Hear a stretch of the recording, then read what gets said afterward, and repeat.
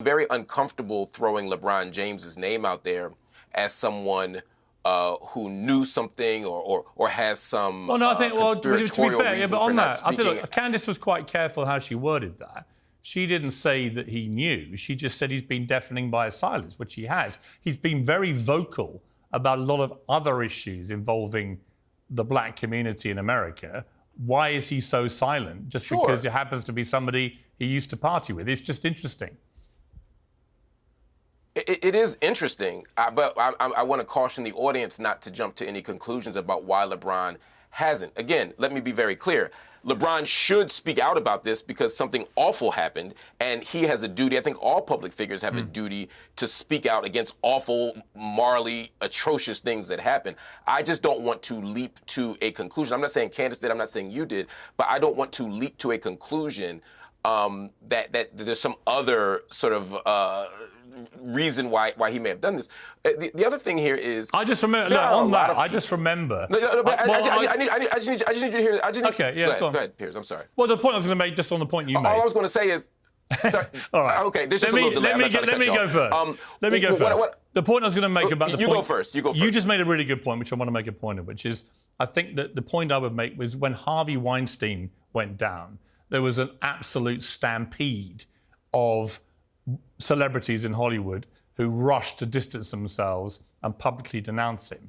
And I've just noticed that with P. Diddy, there's been a very, very, very small number of high-profile black celebrities, including sports stars, entertainers and so on, who have chosen to do that yet. So there's a marked difference between the way these two scandals have played out in terms of how many high-profile people are prepared to go, this is disgusting. Well, I think there's another thing here, right? Harvey Weinstein was a predator, full stop, right? Diddy is, based on the evidence, a predator, full stop, and some other stuff. And there are a lot of people, based on what I know, people I've spoken to, the stories I've heard, and the rumors I've heard for 20 years now, about Diddy that aren't always about predation. And that's the complicated thing here, right? A lot of the why does details, that make it complicated? a lot of the gossip, a lot of the nastiness.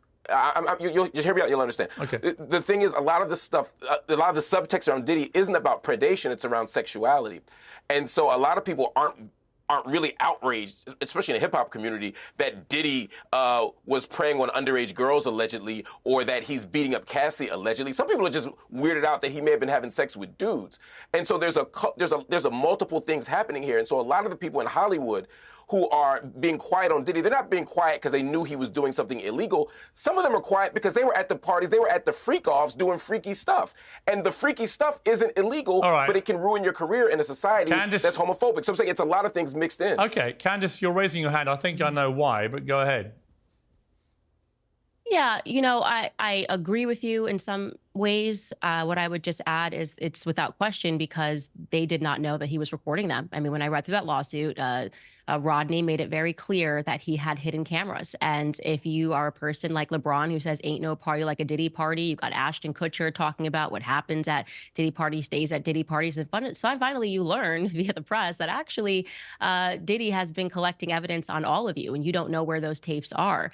That will buy your silence for quite some time because you're hoping that if you keep your head low, you're not going to be revealed as one of these people that was engaged in some of these acts, whether they were heterosexual or homosexual, it doesn't matter. Maybe you're just cheating on your wife and you don't want that to get out into the public. Maybe you were, as Cat Williams described it, in one of the rooms. He said you could just walk around the house. He said this on stage years ago, that you could walk around the house and you would see people engaged in various sex acts. And again, Cat Williams was someone who was dismissed as crazy and dismissed as a drug addict. And it turned out that, or it seems that if these allegations are proven to be true, and I believe they are, then he was telling the truth. And I think that is the reason that so many of them are silent, because they were doing things. They thought that they were his friend, that they were bad boys for life, and that he would keep things silent when in reality he was just another Jeffrey Epstein typed character, and they're scared for their lives. Yeah, especially if you're someone like a LeBron James, and I'm not alleging that he is caught in something terrible, but if he was caught in anything and you're LeBron James and you've made your mark on talking about the ills of society and you have minted yourself a king and you're speaking out on the black community and they find out you're the room over while someone's getting raped potentially, not going to look good. Well, I just think, look, we don't know, as you say, where the truth lies with this, and we're not inferring anything against LeBron or Ashton Kutcher or anybody else. Correct. You know,